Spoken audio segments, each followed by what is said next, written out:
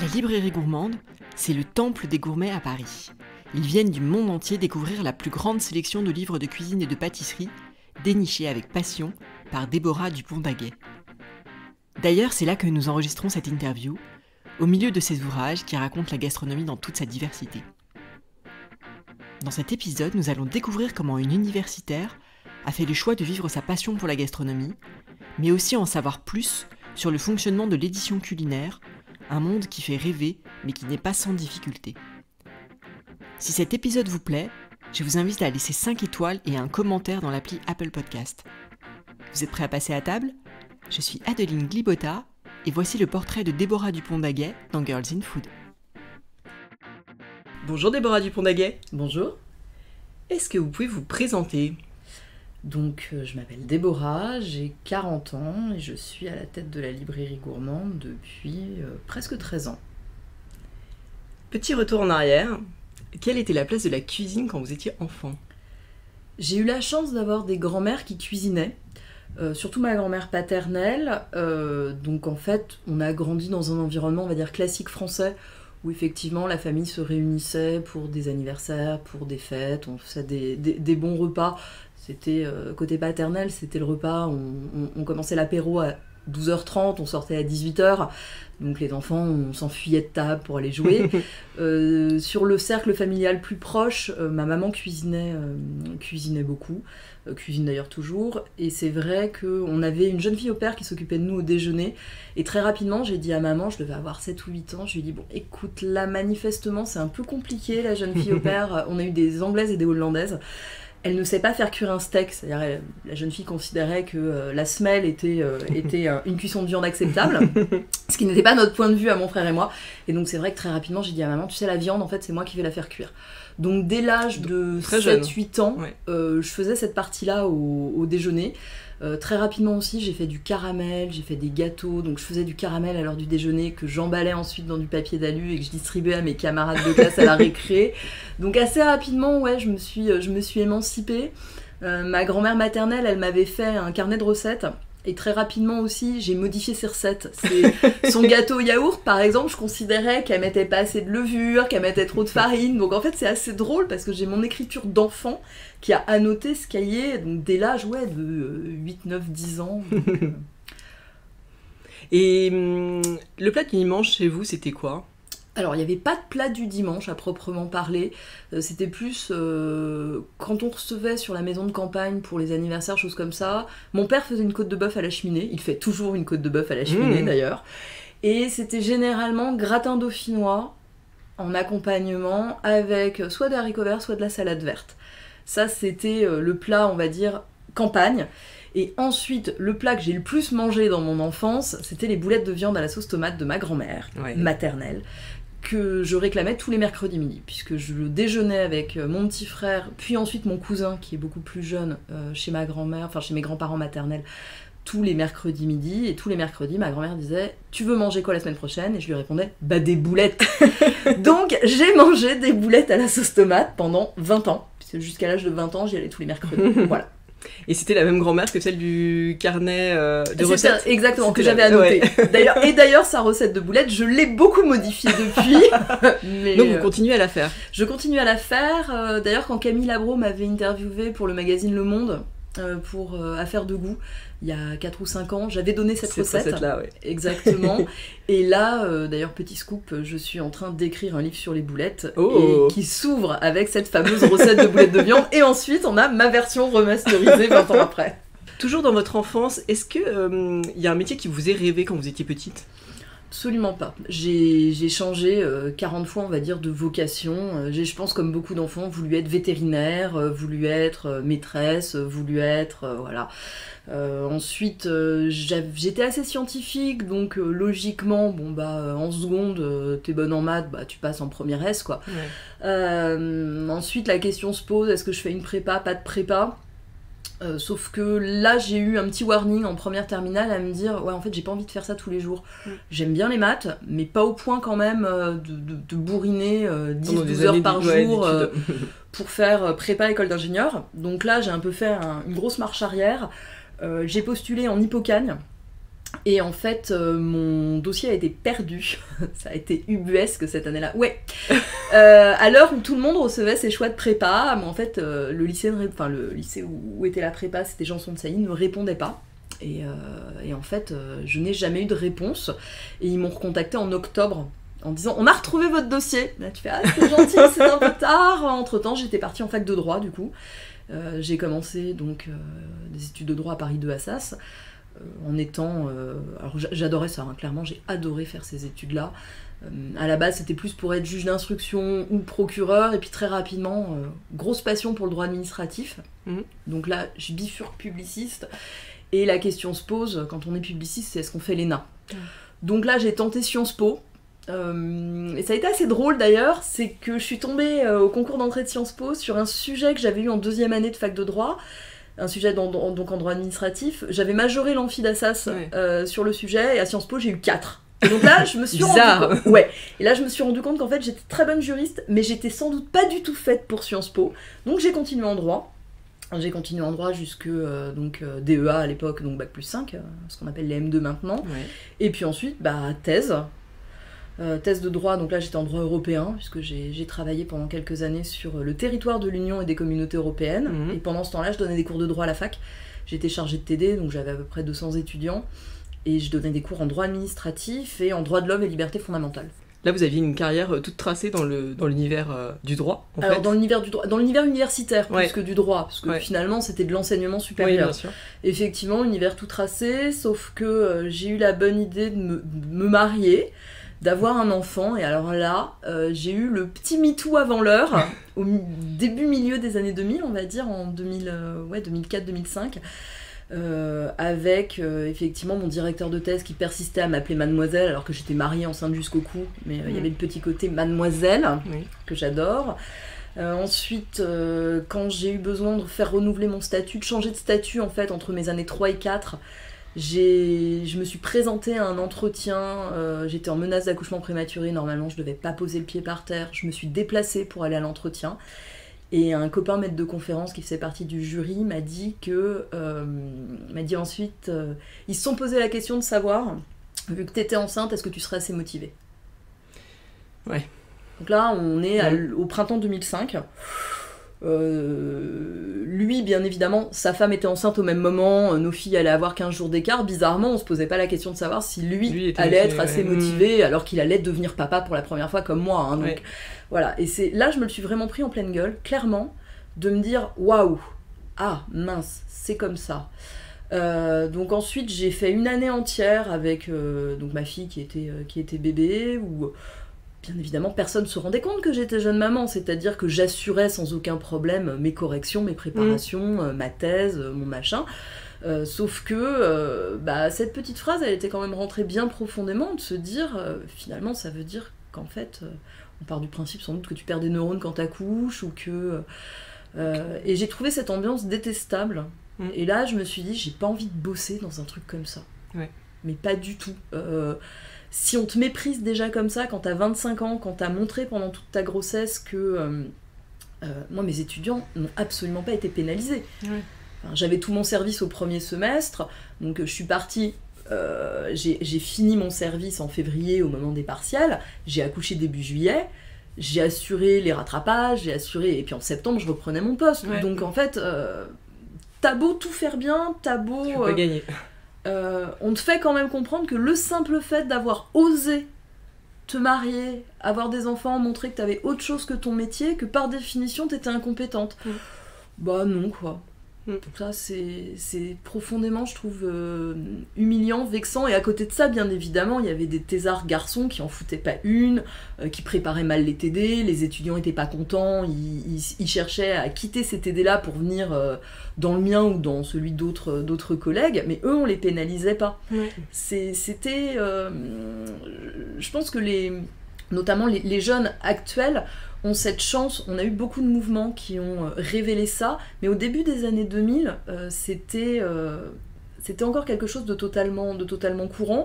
Et admis, ça faisait partie des règles du jeu. Exactement, et donc quand tu levais la main en disant « oh, vous pouvez pas faire ça », on te regardait un peu comme une extraterrestre, genre « mais pour qui elle se prend celle-là ?»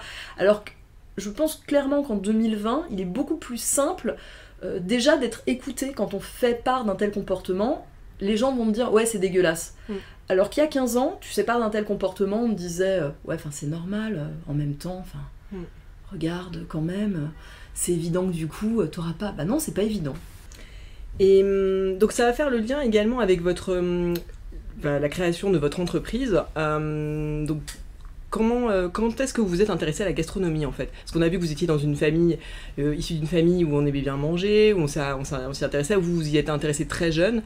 Mais comment s'est fait la transition en fait entre votre métier de prof de droit quelque part et la transition vers la gastronomie comme métier? C'était justement au printemps 2006 où là, donc je me suis dit bon, je peux pas rester dans ce milieu professionnel parce que clairement ça correspond pas à mes valeurs.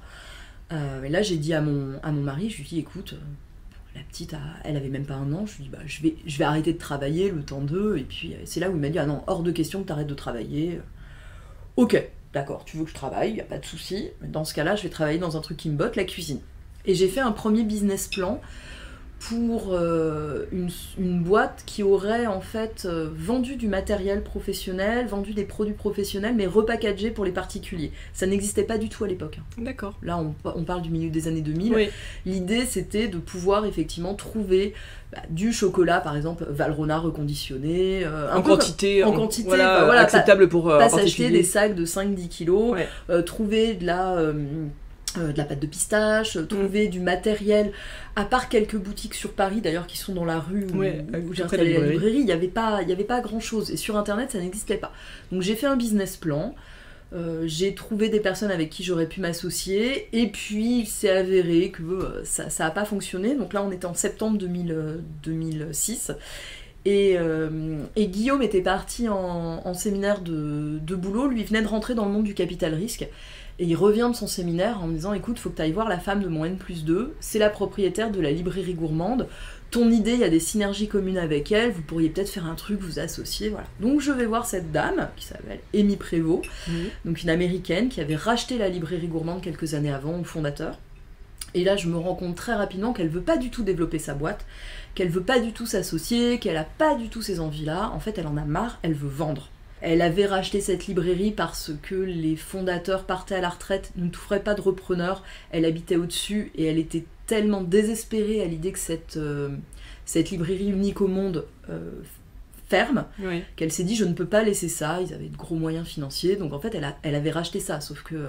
Mais c'était un peu une passion mais pas un métier, elle pense. C'est surtout qu'au bout de 4 ou 5 ans, à plus avoir de soirées, de week-ends, vu qu'elle habitait au-dessus, en fait, elle allait chercher ses enfants à l'école, au collège, elle les ramenait à la maison, elle faisait les devoirs, elle redescendait ensuite pour fermer la boutique, faire la compta, voilà. Donc elle s'est vite rapidement rendue compte que c'était un gros sacerdoce et que c'était beaucoup plus complexe que ce qu'elle avait imaginé. Et donc moi, quand je l'ai rencontrée fin 2006, elle voulait vendre. Donc à ce moment-là, moi je me suis dit, waouh, ok, j'ai pas du tout pensé à une boutique physique à la base. Le côté librairie, c'est un business très particulier, hein. On ne peut pas faire les prix de vente qu'on veut, ce sont les fournisseurs qui nous imposent les prix de vente, qui nous imposent nos marges. Le côté boutique physique, quand t'as un bébé, tu te dis ouais, je sais pas, c'est un challenge. En fait, challenge un peu quand même. Puis je me rends compte que c'est une belle endormie. Le fichier client était déjà dingue à l'époque. La boutique rue Dante était toute petite, elle faisait peut-être 25 mètres carrés accessibles au public et il devait y avoir 35 mètres carrés de réserve et de sous-sol. Oui, parce que c'est ça en fait. La librairie qu'on connaît actuellement, c'est pas le même espace physique, c'est pas la même boutique que la librairie gourmande d'origine en fait. C'est ça, elle était rue Dante en fait, parce que les fondateurs, donc Geneviève et Marcel Baudon, dans les années 80, étaient bouquinistes sur les quais. Ils avaient des box verts de bouquinistes en face de Notre-Dame. Il y a eu un moment où ils avaient besoin de place, ils ont trouvé un local rue Dante, donc en plein quartier latin, juste à côté. Mais c'est vrai qu'il n'y avait aucune cohérence à ce que quelque chose spécialisé cuisine soit dans ce quartier historique, certes de libraires, certes d'éditeurs, mais le quartier latin Saint-Germain-des-Prés, on est plutôt dans l'élite de la littérature. Le quartier de la gastronomie, c'est les Halles. Donc en fait, quand je me suis vraiment intéressée et que j'ai commencé à travailler sur le rachat, là j'ai posé une condition qui était je ne rachetais que le fonds de commerce, pas le droit au bail. Le local était trop petit. Et quitte à déménager, il fallait venir rue Montmartre puisque c'était la rue.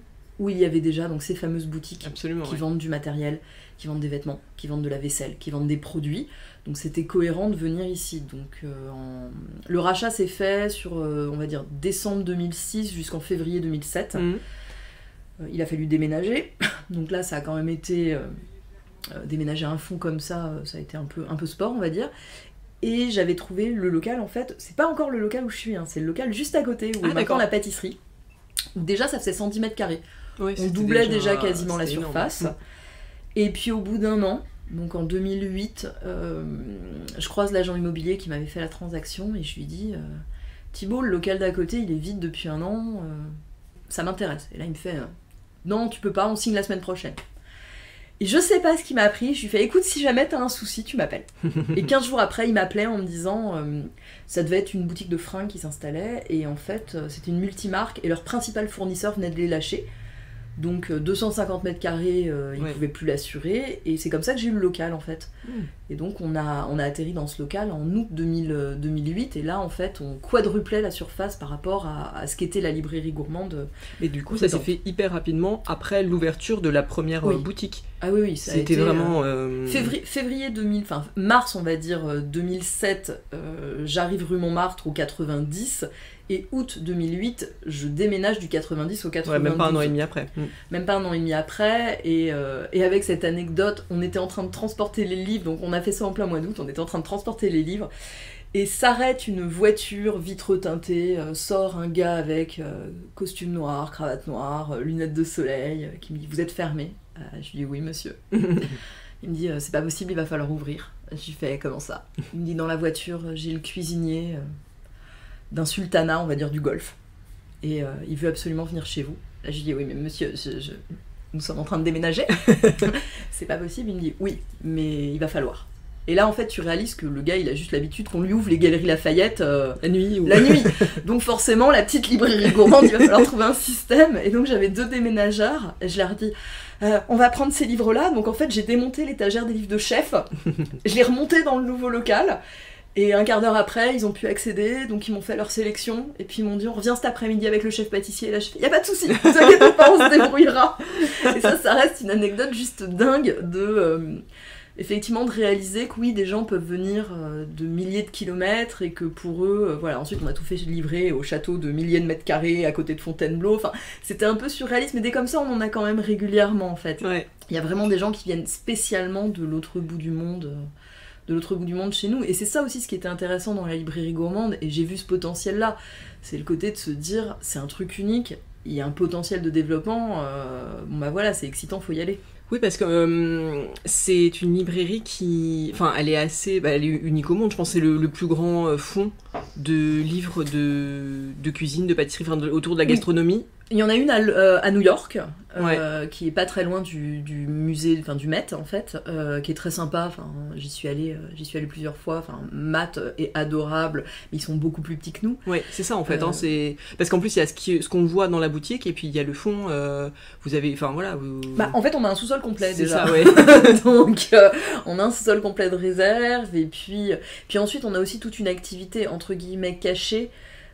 C'est-à-dire que on a fait de la décoration pour des films par exemple. Effectivement, la série avec Clovis Cornillac, chef, qui était passée sur France 2, en fait il m'avait contacté en me disant voilà, on fait une série, on aurait besoin de vous pour décorer la bibliothèque du chef. Et donc là, c'est vrai qu'on demande un brief, c'est-à-dire votre chef, il a quel âge, il a quel parcours, il fait quel type de cuisine. C'est génial ça. Le but c'est de monter un truc cohérent. Mais bien sûr, réaliste. Donc, réaliste par rapport au profil du chef. On a aussi bossé avec des décorateurs sur des restaurants pour, pareil, monter des bibliothèques. Alors parfois ils ont juste besoin de couverture d'une certaine couleur, parfois ils ont besoin d'une certaine époque. Le chef Jean Sulpice, quand il a fait les travaux de l'auberge du Père Bise, voulait des livres anciens pour décorer l'accueil, donc je lui ai chiné des livres anciens. Enfin voilà, on essaye de faire à chaque fois du sur-mesure. Donc ça c'est aussi un côté, les clients s'en rendent pas forcément compte. Non, pas du tout. Et puis toute l'activité conseil de chef aussi. D'accord, ça, ouais. Les chefs en province ou à l'étranger qui appellent, qui envoient des mails en disant il y a quoi de nouveau, tu connais ma cuisine, qu'est-ce qui est intéressant, vers quoi est-ce que je peux aller, et on envoie régulièrement comme ça des colis en fait à des chefs étoilés, des chefs. Enfin, c'est vrai que quand t'as le chef 3 étoiles qui t'appelle, j'ai besoin de ton conseil, y a quoi, j'ai entendu parler, t'en penses quoi? Ça, c'est le côté. On n'a pas que la vente physique non, bien sûr. À la boutique, on a tous ces aspects, c'est sympa. Mais du point de vue de la gastronomie, ça veut dire que vous devez vous tenir tout le temps au courant, au-delà des sorties de livres et des tendances culinaires. Ça veut dire qu'il faut vous goûter, je suppose, beaucoup de cuisine de chef, voilà. Comme tous les libraires spécialisés, en fait. Un libraire spécialisé, ou même un libraire sur un rayon très pointu, a effectivement affaire à un public de connaisseurs. Donc on est au-delà simplement du monde du livre. Oui, il faut se tenir au courant de l'actualité. Il faut bien évidemment connaître les chefs, il faut connaître les courants, et puis il faut goûter. C'est indéniable. J'essaye de faire régulièrement des tables. En plus, en tant que cliente, c'est toujours intéressant de voir, de pouvoir aussi leur faire un compte-rendu derrière. Oui. Moi, j'aime bien faire l'expérience cliente de A à Z. J'appelle pas les attachés de presse ou les responsables com. Quand je réserve chez un chef, je vais me mettre sur le site internet, je fais comme le client lambda, je regarde, je contacte, je fais ma résa en ligne, je mets mon empreinte de carte bancaire, et comme ça je peux aussi lui dire, tu vois, ça s'est super bien passé, ou tu vois, là il y a eu un bug. Ça c'est le côté, c'est aussi la relation de confiance qu'on a établie au fil des années. J'essaye à chaque fois que je pars en vacances, que j'ai un déplacement, de faire un crochet pour aller voir un chef, et avec l'équipe en fait sur Paris, j'ai essayé pendant longtemps, alors là forcément avec le confinement c'est un peu plus compliqué, de faire un tea time par trimestre dans un palace parisien, parce que c'est important de goûter aussi la pâtisserie. Oui, bien sûr. Et puis dès que je pars, j'essaye de rapporter, voilà. Mais par exemple au mois de septembre de l'année dernière, septembre 2019, je fais partie d'un réseau de clubs de chefs d'entreprise, et nous avions notre rencontre qui est tous les 2 ans, qui était à Annecy. Et c'est vrai que je suis arrivée avant, je suis repartie après, et j'ai fait les 3 tables étoilées. Je suis allée chez Jean Sulpice, chez Johan Comte et chez Laurent Petit. J'ai fait les 3 parce que tu profites du déplacement, ça te permet de voir tes clients, de maintenir ce lien, et puis de les voir chez eux. Ouais, c'est autre chose. C'est autre chose que quand je les reçois à la librairie. Donc ça, c'est vrai. Puis je pense que ça permet d'affiner aussi leur demande par la suite, quoi. Alors, d'affiner leur demande, et aussi quelque chose qu'il faut pas oublier, c'est que nos clients non professionnels nous demandent aussi nos retours sur les tables. Ah, oui. Nous, on fait du conseil alors, je vais partir en vacances dans telle région, il y aurait quoi comme chef? Moi, j'ai testé ça, c'est super. Ça, très fréquemment, en fait, les clients savent que, forcément, de par notre spécialité, on connaît aussi les établissements. Donc, on nous demande régulièrement pareil sur Paris, avec la fameuse question de où est-ce que je peux manger samedi soir. Alors le samedi soir sans réservation sur Paris, parce que bien évidemment on me pose la question à 17h, sinon c'est pas drôle. C'est toujours un petit peu sport, mais oui, c'est... j'ai envie de dire, je suis à la fois... je suis en même temps libraire, et en même temps chef d'entreprise, et en même temps gastronome, je mets des guillemets. Mais oui, bien sûr. Mais il y a vraiment cette multiplicité de casquettes. Ouais, c'est ça. Qui fait que sinon en fait on peut pas s'en sortir. Si on est juste libraire et qu'on parle que du livre, il nous manque quand même une partie de l'expertise. Si on est juste gastronome mais qu'on le relie pas au livre, ça n'a aucun intérêt dans ce cas-là d'être à la librairie gourmande. Et à côté de ça, on rajoute la charge, j'ai envie de dire, de chef d'entreprise. Donc, on va y revenir. Mais je pensais à quelque chose. Donc vous avez une équipe qui travaille avec vous. Vous êtes combien à la librairie gourmande? Là en ce moment j'ai 4 libraires à temps plein, dont j'en ai 2 à 35 heures et 2 à 39. D'accord. Et comment ça se passe un recrutement pour trouver un libraire? Parce que c'est quand même une perle rare Alors le problème c'est qu'il s'agit de recruter un profil qui n'existe pas sur un métier qui n'existe pas. C'est d'ailleurs ma principale problématique. Alors comme tous les chefs d'entreprise, le recrutement c'est la partie compliquée chez tout le monde. Mais c'est vrai que moi j'ai cet inconvénient qui est que quelqu'un qui aura suivi des études de métier de libraire et qui aura été libraire pendant quelques années, déjà n'aura pas forcément d'appétence pour la cuisine. Et ça s'est vu quand les librairies Chapitre et les Virgin ont fermé. Les cabinets de reclassement m'avaient contacté, donc ils avaient des centaines, voire des milliers de CV sur les bras, parce que quand ces groupes-là tombent... Oui, c'est tout de suite des milliers de personnes, Voilà. Donc m'avait contacté en disant, est-ce que vous avez des besoins? J'avais dit oui, donc libraire passé par le rayon vie pratique. 0 CV reçu. par les cabinets de reclassement, et 0 CV reçu en direct de libraires qui se seraient retrouvés sur le carreau. Le Virgin des grands boulevards était situé à peu près 300 mètres de la librairie gourmande. Hein. Il y avait du libraire vie pratique. Pour autant, ils n'ont pas postulé. Pourquoi ? Parce que généralement, le rayon vie pratique, c'est un peu le rayon bas de gamme des librairies. Ça n'intéresse pas les libraires. Les personnes qui deviennent libraires, ils veulent être spécialistes en jeunesse, en bande dessinée, et sinon ils ont un amour pour les sciences humaines ou pour la littérature. Voilà. C'est côté un petit peu élitiste. Et ça se ressent clairement dans toute la profession. Quand Hervé de la Martinière a à un moment voulu scinder le salon du livre en deux, l'idée c'était de mettre au Grand Palais les éditeurs et de laisser dans les hangars de la porte de Versailles un peu mochetingue tout ce qui était la vie pratique, parce que bon, c'est pas vraiment des éditeurs. Beaucoup d'éditeurs et d'éditrices me disent, quand ils sont dans des gros groupes, que lors des vœux de fin d'année, le patron félicite en gros toutes les équipes, mais la cuisine n'est jamais citée, alors que la cuisine va peut-être faire 40% du chiffre. Sauf que c'est pas un vrai secteur.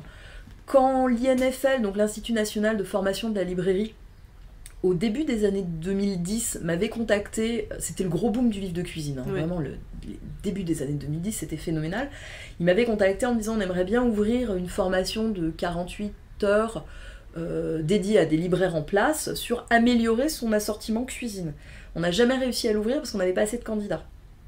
On parle de libraires venant de la France entière. Hein. C'est-à-dire, donc c'est très curieux. Voilà, c'est vraiment le parent pauvre. Le parent pauvre, c'est pas du vrai livre, quoi. Enfin, Donc c'est assez pénible, parce que déjà, ça veut dire que donc, les recrutements, on va dire, classiques de libraires, allez, j'en ai un tous les 3 ans. Donc ensuite, ce que je recrute, c'est soit des personnes qui sont passionnées de gastronomie que je forme sur le métier de libraire, soit des personnes qui ont l'habitude de faire de la vente, enfin voilà. Mais du coup, c'est très très compliqué de trouver un profil qui comprenne à la fois la logique de la gestion de la librairie, du monde du livre, et en même temps qui soit suffisamment gastronome et amateur pour réellement se plonger là-dedans. Donc moi, le recrutement, c'est un calvaire. C'est très très compliqué, vraiment. Toujours sur la partie gestion de la librairie, comment est-ce que vous décidez de faire rentrer une référence dans votre catalogue ? Alors, pendant longtemps, je prenais tout ce qui sortait, en partant du principe que il fallait tout avoir, quel que soit le mérite du livre. En fait, l'idée, c'était de se dire, on est unique, pour l'éditeur, pour l'auteur, c'est pas cool, en fait, de dire non et de sélectionner. Sauf que les années passant, je me suis rendu compte qu'il y avait un moment où mes clients méritaient quand même que je fasse aussi un tri. C'est-à-dire que des livres... maintenant, tout le monde a l'impression qu'il peut être auteur ou éditeur de livres de cuisine. Et on se retrouve avec des choses parfois assez médiocres. Alors, soit la facture est médiocre, c'est-à-dire le livre, l'objet est médiocre. Je pense à des spirales par couverte. Là, on a envie de dire, faut arrêter d'être petit bras. Tu fais un livre, tu fais un vrai livre. Quoi. Tu fais pas un truc qui va se déchirer, tu fais pas un truc dont la spirale va sauter. Tu fais appel à un vrai imprimeur. Enfin, voilà. Il y a un moment où il faut mettre des moyens pour faire quelque chose de qualitatif. Soit des éditeurs qui font pas le travail de corriger les textes, de relire, voilà. Donc maintenant, j'avoue que j'ai intégré que 0 était une quantité lorsque je passe mes commandes et lorsque les représentants viennent me présenter les nouveautés. Parfois, je leur dis, alors celui-là, je ne le prends pas chez moi. Il y en a d'autres, au contraire, je considère qu'ils sont pas forcément bons, mais je les ai parce que malheureusement, ils bénéficient d'énormément de communication, d'énormément de presse, donc les clients vont venir. Ils vont vous les réclamer. Vont les réclamer. Donc je les ai, pas forcément pour les vendre, mais au moins pour pouvoir l'ouvrir et dire au client, regardez c'est quoi le contenu, sur cette thématique-là, je peux vous proposer ça qui sera mieux. Si on peut pas le comparer, le client il part du principe qu'on est snob, qu'on est, on crache sur ce qui est populaire. C'est un peu comme si un libraire généraliste refusait de faire de la littérature grand public et disait à ses clients ah bah non ça moi, pas de ça chez moi, Marc Lévy non pas de ça chez moi, Guillaume Musso pas de ça chez moi. On peut pas mépriser ces lecteurs là, ça reste des livres qui ont tout à fait leur intérêt. En revanche, notre rôle de libraire, c'est de pouvoir conseiller le client, c'est-à-dire de lui dire c'est quoi votre besoin, pourquoi vous voulez ce livre là, parce que j'en ai entendu parler à la radio, à la télé, Ouais. dans un article. Ok, mais vous voulez quoi réellement? Et en fait, en parlant avec le client, on se rend compte si effectivement ça correspond à ce qu'il souhaite, ou si finalement on aurait un livre un peu plus pertinent. Parce que c'est aussi le problème de la communication, c'est qu'il y a tellement de parutions, les journalistes font ce qu'ils peuvent, parlent de ce qu'ils reçoivent, Ouais. les grosses maisons ont quand même beaucoup plus de moyens Ouais, bah, bien sûr. que les petites, donc notre rôle aussi, mais c'est de pouvoir comparer. Donc j'avoue, j'ai certains livres en rayon, non pas pour les vendre, mais pour pouvoir les ouvrir, dire à quel point je les trouve mauvais, mais qu'en revanche sur cette thématique, on a quelque chose de beaucoup D'excellent. mieux. Voilà. Mais c'est ça tout l'intérêt, et ça c'est le genre de conseil que les clients ne peuvent pas avoir s'ils vont au supermarché du coin, parce qu'il faut avouer que même les grands hypermarchés qui ont des rayons de livres, que ce soit de la littérature, de la cuisine ou quoi que ce soit, malheureusement, ce ne sont généralement pas des libraires formés. Si on prend les grandes surfaces spécialisées, type Cultura ou les Fnac ou tout ça, les libraires sont de plus en plus malheureusement interchangeables de rayon en rayon. Donc en fait, ils vont faire les sciences humaines le matin, la cuisine l'après-midi, et puis le lendemain, ils seront La littérature au française. jardinage ou à la littérature française. Donc ça devient compliqué en fait d'avoir du vrai conseil. Ce qu'on arrive encore à faire dans les librairies généralistes, les Oui. librairies indépendantes. Voilà, mais c'est vrai que sur les grosses structures, malheureusement, c'est compliqué quand même d'avoir un vrai conseil. Et vous avez aussi des rayons livres anciens, livres étrangers, donc en version originale. Ça, c'est pareil, ça correspond à quoi comme clientèle, comme besoin? C'est d'être des experts, des professionnels, des touristes de passage. Enfin, comment à qui s'adressent ces rayons? Alors, le rayon livre ancien, on est effectivement sur une clientèle, alors soit de bibliophiles, c'est-à-dire de personnes qui vont s'intéresser parfois à un type de reliure. J'ai eu des personnes qui cherchaient des reliures, ça va être par exemple de 1840 à 1860. Et là, tu fais ok, d'accord, ça me dépasse un peu, mais pourquoi pas. Ensuite, on a des personnes qui veulent faire un cadeau. Le livre ancien, c'est beaucoup du cadeau en fait. On sait que cette personne est passionnée, beaucoup de cadeaux à des chefs aussi. On veut faire un cadeau à tel chef parce que c'est un chef qui est collectionneur. Ouais. Ensuite, dans l'ancien, il y a aussi les personnes qui s'intéressent non pas à l'objet livre, mais qui s'intéressent au texte. Et dans ce cas-là, nous, ce qu'on a fait, c'est qu'on a fait rentrer beaucoup de fonds en reprint, donc notamment la BNF, la Bibliothèque nationale, imprime à la demande des textes anciens, ils ont scanné, alors scanné de manière complètement dégueu, faut avouer, les impressions sont catastrophiques d'un point de vue qualité, mais ça permet d'accéder à un texte de 1750. Pour un historien, par exemple. Et de le payer 25 €. Oui. Voilà, c'est-à-dire c'est du reprint moche, certes, mais ça rend ces textes accessibles. Donc le livre ancien, c'est vraiment une clientèle assez atypique, c'est très très marginal, que ça soit en nombre de personnes intéressées ou en chiffre d'affaires. Le livre en langue étrangère, on a beaucoup d'anglais, on a un peu d'espagnol, un peu d'italien, un peu de néerlandais, un peu de japonais, enfin voilà. Ça correspond effectivement aux touristes, même si la plupart du temps ce sont des éditeurs en fait étrangers, donc ils peuvent les trouver chez eux. Oui. Le paradoxe est que les éditeurs français, je me bats avec eux depuis des années, j'essaye de leur faire comprendre que la France est un gros pays touristique, que nous avons énormément de personnes qui aimeraient trouver des livres de cuisine française et qu'il est paradoxal que je dois faire appel à des éditeurs étrangers et faire venir de l'étranger des livres en langue étrangère qui seront donc moins bons en plus généralement que des livres français. Donc là, ça y est, j'ai quelques éditeurs qui m'ont sorti des livres, je pense notamment aux éditions Tana puis First, qui ont fait un How to Cook French Cuisine. Ils ont fait French Pastry, ils l'ont fait en allemand, en chinois, enfin voilà. Mais c'est un petit livre à 7,95 et j'ai un éditeur qui s'est lancé sur le créneau alors qu'on en aurait, mais on pourrait en... J'ai vu que le livre par exemple de Ferrandi était traduit en anglais. Oui, mais là on parle d'un livre qui pèse 4 kilos, c'est-à-dire qu'en fait pour le client, alors notamment, prenez le touriste qui est venu en bagage cabine, déjà vous oubliez direct. Ça double le poids de sa valise. Voilà, et puis franchement, on parle de livres qui sont hyper volumineux. Vous, quand vous êtes touriste à l'étranger... Non, ça compte dans le choix des cadeaux, enfin des livres qu'on ramène. Bah voilà, c'est-à-dire qu'en fait, un petit format, c'est pas plus mal. Donc, le Ferrandi, nous, on le vend aussi beaucoup à des élèves étrangers, des cuisiniers qui sont en train de se former à Paris. Ouais. On a ça aussi comme public. Et puis le livre en langue étrangère, on fait aussi venir beaucoup de livres de l'étranger pour les clients français, de livres qui ne sont pas traduits. C'est-à-dire que Ottolenghi, avant que ça soit un phénomène et que les droits soient rachetés par Hachette et traduits, nous on les avait déjà en anglais. Oui. De la même manière, on a le sel gras acide chaleur de Samin Nosrat, qui avant n'était que en anglais. Bon, bah voilà. Vous l'aviez déjà. On l'avait déjà. Et puis on a des livres qui ne seront jamais traduits. Mm. Des livres de chefs étrangers notamment, qui ne seront jamais traduits, sauf que les chefs français, ça les intéresse. Donc, voilà, c'est un gros coût financier de faire venir des livres de l'étranger. On a les frais de port, les frais de douane, les frais de change. C'est compliqué. Alors là, depuis 3 mois, c'est au-delà de compliqué, bien évidemment. Toutes mes commandes sont bloquées. Mais je considère que ça fait partie du service qu'on doit apporter aux clients, de leur proposer cette offre. Et puis c'est aussi ça la gastronomie, c'est-à-dire que si on ne va pas se frotter à ce que font les chefs étrangers, il y a un moment où en fait la gastronomie française elle va se scléroser. À force de se dire on est les meilleurs, c'est nous qui avons tout inventé, il y a un moment où en fait ça fonctionne plus. Donc les chefs sont aussi friands de voir ce qui va se créer. Moi je fais venir beaucoup de livres par exemple d'Australie, Nouvelle-Zélande. C'est un gros pôle gastronomique très dynamique. L'Amérique du Sud, on commence à avoir des choses. Les États-Unis, bien évidemment. L'Europe, ça dépend des pays, mais oui, j'essaye.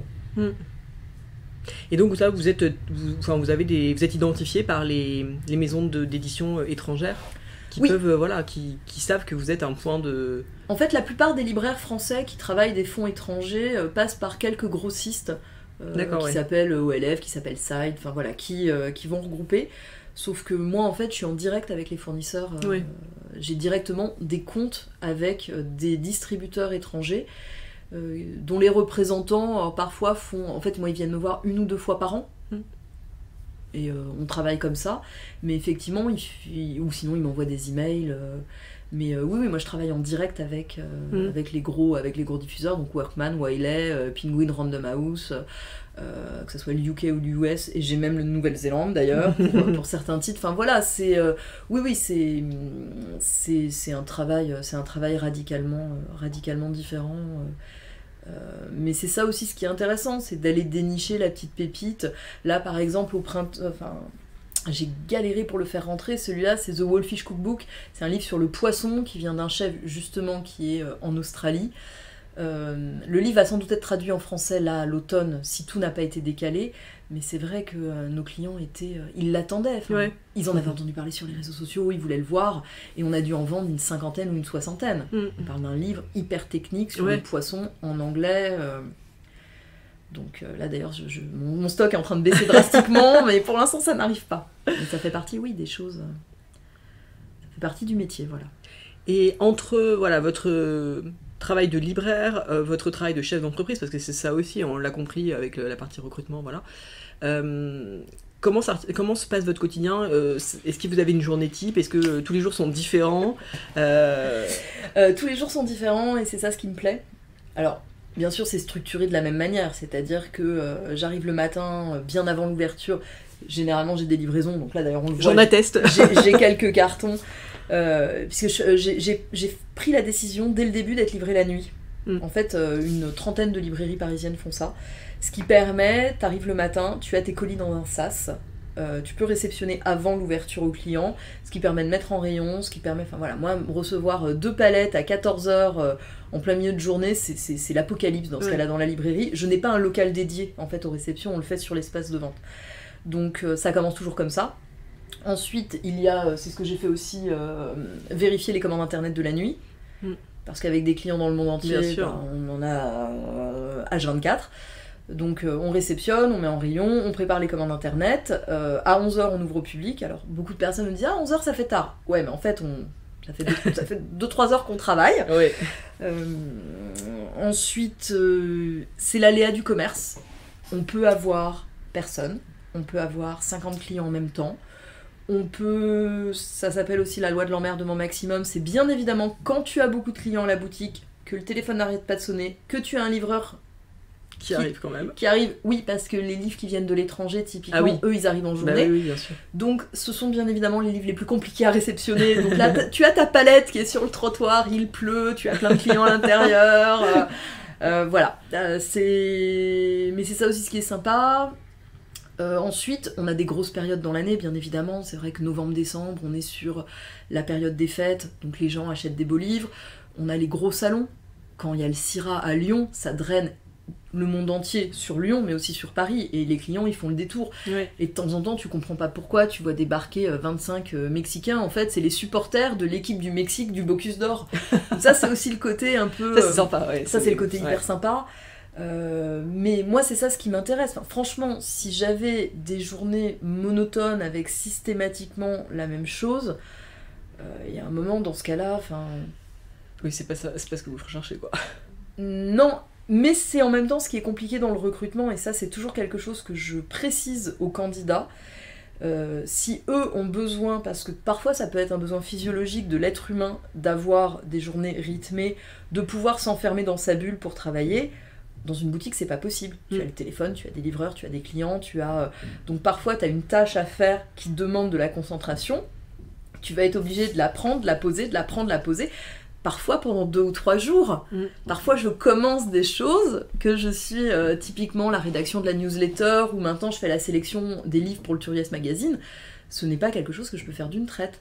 Donc il faut avoir cette plasticité cérébrale.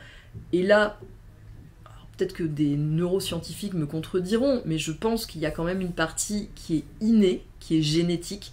On est plus ou moins apte à effectivement switcher, poser une tâche, se rappeler qu'il faut la reprendre. Pour certaines personnes, c'est une vraie souffrance.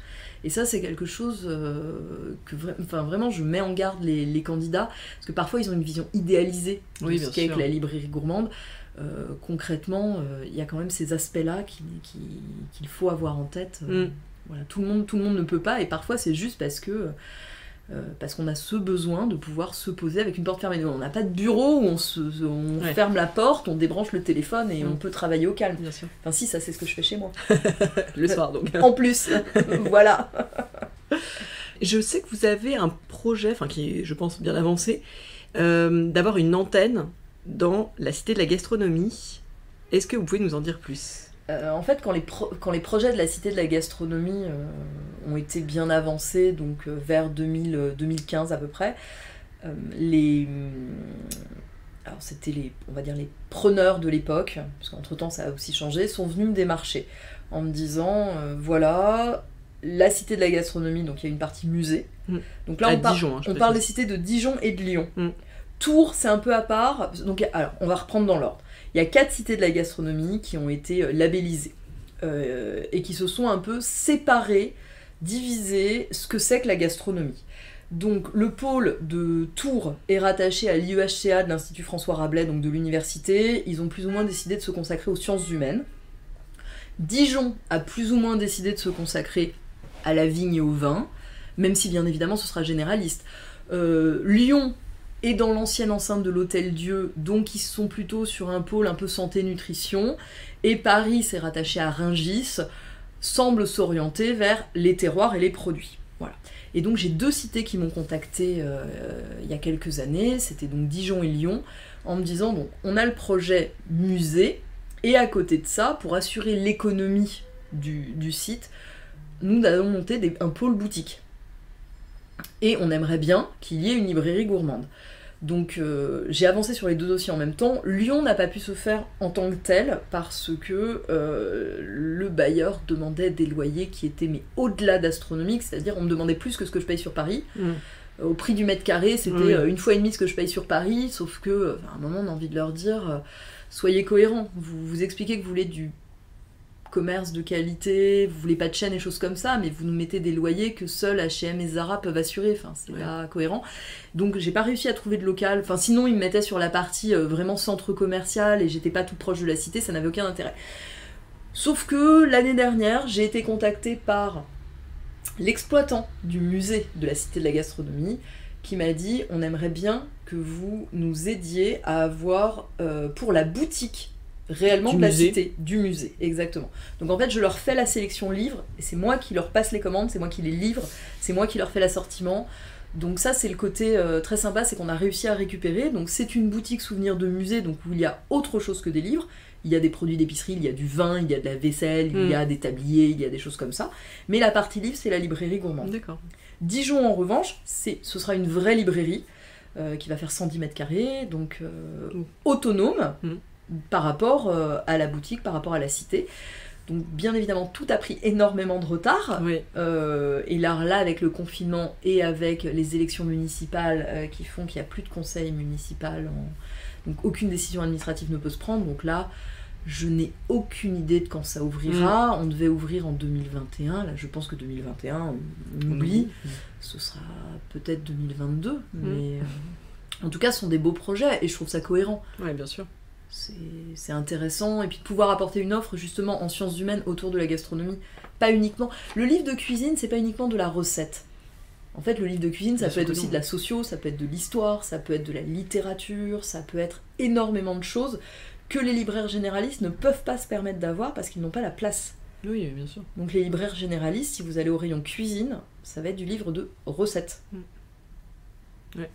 Absolument. Or, il y a un champ infini presque. On a des mangas culinaires. Ah ouais, les Gouttes de Dieu, voilà, c'est le plus connu, mais on en a d'autres en fait. Il y a plein de mangas culinaires, il y a plein de... Même la littérature gourmande. Ouais, absolument. Des romans policiers. Des romans policiers. Gastronomiques, ouais. Voilà, non, mais c'est pour ça. Mais c'est vrai que ça demande de la place. Oui, puis une expertise. Voilà. Et pour finir sur ce sujet, je voulais revenir sur un projet que vous avez mené. Donc vous êtes libraire, mais vous êtes récemment passé de l'autre côté de la barrière, c'est-à-dire vous avez écrit un livre, Le Cookie de nos rêves, avec Géraldine Martins. Est-ce que vous pouvez nous raconter comment ce projet est né ? Ce projet est né parce que j'ai adoré pendant des années un livre aux éditions Marabout qui s'appelle La Bible des petits gâteaux de Martha Stewart, qui avait des super recettes de cookies.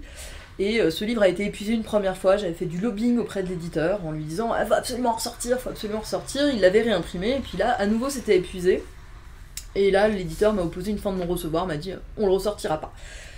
Donc là, moi j'étais un peu désespérée à me dire on n'a plus de bons livres sur les cookies, c'est un peu gênant quand même. Même si c'était du cookies assez américain, assez sucré, le livre était quand même assez génial. Et moi, c'est vraiment un gâteau que j'adore. Donc là, au bout de X mois, années, désespérée, je me suis dit, je vais l'écrire, ce livre. Donc à ce moment-là, ça a commencé à me trotter en tête, j'ai commencé un peu à regarder. Moi, c'est des gâteaux que je fais depuis 20 ans, donc qui m'ont toujours intéressée.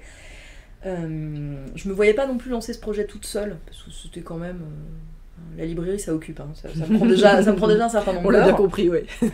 Et je vois passer sur les réseaux sociaux une publication de Géraldine. Je me rends compte qu'elle a une vraie passion pour les cookies. Donc Géraldine, je la connaissais depuis quelques années, photographe, petite jeune débarquée dans le milieu il y a quelques années, et puis que j'ai vu se professionnaliser, parce qu'à la base elle était étudiante, et elle faisait de la photographie en dehors, et puis je l'ai vue vraiment...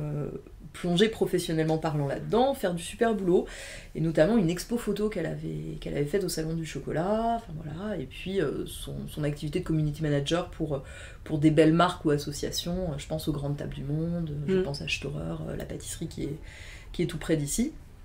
Et à un moment, je l'ai attrapée, d'ailleurs... à une journée Grande Table du Monde en lui disant « Toi, faut qu'on parle, file-moi ton mail, j'ai un truc à t'envoyer. » Et donc je lui ai envoyé le projet en lui disant « Est-ce que ça te tente d'être co-auteur ?» Photographe et co-auteur, donc c'est pour ça qu'il y a 6 recettes en fait, je crois, de Géraldine, en plus de ses photos. Et puis ensuite on a fait la sélection nous-mêmes des recettes de chefs invités. Parce que l'idée c'était ça, l'idée c'était nos recettes à nous, et en plus des cookies qui nous font rêver, de chefs, alors à Paris ou ailleurs, qui ont un petit truc caractéristique. Alors certains chefs qu'on a sollicités nous ont dit non, on n'a pas envie d'être dans un livre collectif, non, on a d'autres projets, mais on a quand même eu un accueil très positif puisqu'on a une vingtaine de recettes d'invités. Donc ensuite l'idée c'était de les reproduire parce que les chefs sont mignons, on les connaît, hein, c'est formidable, ils nous mettent des fiches techniques qui parfois veulent pas dire grand chose. De temps en temps, t'es là, tu voyais le truc, tu fais ouais, ils sont ramenés en quantité à 10 cookies, la recette ne marche plus. Alors il y a ça, il y avait aussi le côté pas forcément précisé quel type de sucre. Oui. Donc sur le cookie, il y a quand même un aspect technique. Oui. On combine souvent 2 ou 3 sucres qui permettent d'obtenir cette texture, on va dire, ouais, voilà, un peu croquante à l'extérieur, moelleuse fondante à l'intérieur. Et puis il y en avait certains, ils me disaient sucre roux. Ouais, mais sucre roux type cassonade, genre texture granuleuse, épaisse, sèche, ou bien vergeoise, texture humide. Ouais. Ah oui, t'as raison, c'est de la vergeoise. Ouais, merci. Voilà. La farine, il disait pas si c'était de la T55, de la T65, ça a une incidence aussi. Certains point de vue indication de cuisson, te disent faire cuire pas trop longtemps à four pas trop chaud. Donc Les meilleures indications. voilà, alors moi je sais traduire ça. Ouais. Je cuisine tellement et je fais tellement de pâtisserie que je sais traduire ça. Maintenant, le lecteur, la lectrice lambda qui achète un livre, je pars du principe, c'est un peu ce que je disais tout à l'heure sur le travail que doit faire l'éditeur. L'éditeur, c'est sa responsabilité de pousser l'auteur à préciser ce genre de choses. C'est-à-dire qu'à la maison, selon ton four, déjà il va être en chaleur statique, chaleur tournante, ça va pas être la même température, mais ça faut l'expliquer aux gens. On a des livres qui traitent du robot pâtissier, ils te disent pas quel ustensile du robot pâtissier il faut mettre. Ils te disent pas si c'est le crochet, si c'est le fouet ou si c'est la feuille. Ouais. Ils te disent pas si tu fais tourner ton robot à vitesse rapide, à vitesse lente, et puis combien de temps. Mais comment est-ce que les gens peuvent se débrouiller ? Enfin, c'est pire qu'une notice Ikea, c'est-à-dire il manque la moitié des éléments, et après, on voudrait que les clients soient satisfaits. Le nombre de personnes qui vous disent je suis pas contente moi des livres que j'ai, les recettes sont pas... ou sinon c'est pire que ça, c'est je suis pas bon, j'arrive pas à faire les livres, j'arrive pas à faire les recettes des livres. Peut-être tu fais non, c'est pas vous en fait, c'est juste que la recette elle est pas calibrée. Donc c'était ça aussi, c'était... L'idée c'était, on a vraiment testé toutes les recettes, on les a toutes refaites, soit cuites chez moi, soit cuites chez Géraldine. Souvent j'arrivais avec de la pâte cuite pour qu'on commence le shooting, et pendant qu'on shootait certaines recettes, on faisait cuire dans son four, donc on jonglait déjà avec 2 fours différents, de pouvoir adapter, de pouvoir expliquer tout ça. Et c'est d'ailleurs, je pense, notre plus belle satisfaction, c'est les retours des lecteurs et des lectrices. Tous les jours on reçoit des messages avec « c'est génial, on a le même résultat que sur la photo ». Mais ça devrait être la norme de tous les livres, en fait, d'avoir le même résultat que la photo. Il est là, le souci. Donc, l'idée, elle est aussi venue de là, de se dire j'ai envie que les lecteurs puissent avoir un livre où ils savent, ils l'ouvrent, ils font la recette, s'ils respectent, ça marche. Ça marche, voilà. Alors ensuite, on en a qui nous disent j'avais pas de noisettes, j'ai mis du machin, j'ai changé ça. En fait, ce que je veux faire comprendre aussi aux gens, c'est que t'as le droit de modifier une recette, ça pose pas de problème. À partir du moment que tu as conscience de quelle va être l'incidence d'avoir modifié. Voilà. Tu veux un cookies plus moelleux, tu veux un cookies plus croustillant, change ta variation entre le sucre blanc et le sucre roux. Tu vas voir, ça va jouer. Mais fais-le en conscience. Voilà. C'est plus ça. L'idée, c'est un peu de donner des clés. Et ça, je me bats aussi avec les éditeurs pour qu'on fasse des livres intelligents. Et là, je suis contente, il y en a qui arrivent des livres intelligents. Non, mais c'est tout bête. Je pense que les lecteurs méritent des livres intelligents, méritent des livres où on leur explique. Alors, il faut effectivement des livres de cuisine d'assemblage, pour tous les jours, pour les gens qui n'ont pas envie. Mais il y a quand même une grosse partie des lecteurs qui ont envie de comprendre, qui ont envie de savoir pourquoi est-ce qu'ils n'ont pas eu le même résultat. On est bien d'accord. Est-ce que vous avez d'autres projets d'écriture ? Donc les boulettes, ouais. Ça c'est en cours. C'est en cours ça, c'est... Ouais. Ah oui, là on a déjà fait plus de 40 recettes qui sont shootées, voilà,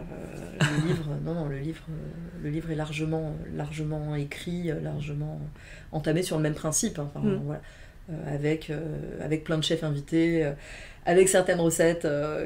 Donc on a réussi à shooter pendant le confinement en fait, avec des masques, avec toutes les protections possibles.